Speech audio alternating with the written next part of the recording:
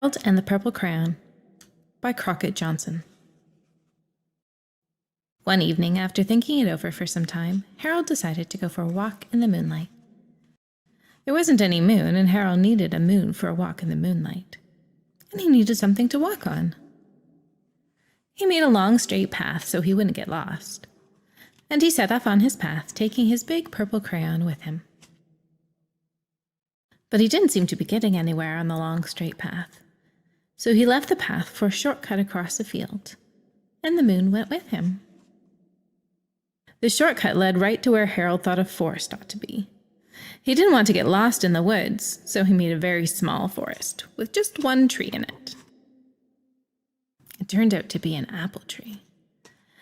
The apples would be very tasty, Harold thought, when they got red.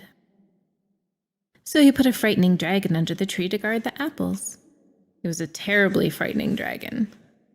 It even frightened Harold. He backed away. His hand holding the purple crayon shook. Suddenly he realized what was happening, but by then Harold was over his head in an ocean.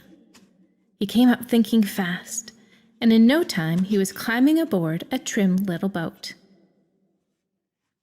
He quickly set sail, and the moon sailed along with him. After he had sailed long enough, Harold made land without much trouble. He stepped ashore on the beach, wondering where he was. The sandy beach reminded Harold of picnics, and the thought of picnics made him hungry. So he laid out a nice simple picnic lunch. There was nothing but pie, but there were all 9 kinds of pie that Harold liked best. When Harold finished his picnic, there was quite a lot left. He hated to see so much delicious pie go to waste. So Harold left a very hungry moose and a deserving porcupine to finish it up. And off he went, looking for a hill to climb to see where he was. Harold knew that the higher up he went, the farther he could see, so he decided to make the hill into a mountain. If he went high enough, he thought, he could see the window of his bedroom. He was tired, and he felt he ought to be getting to bed.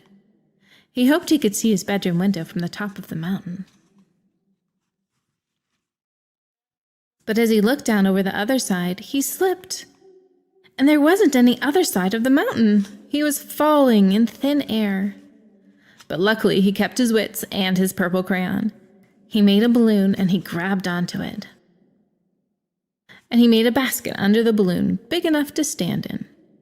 He had a fine view from the balloon, but he couldn't see his window. He couldn't even see a house.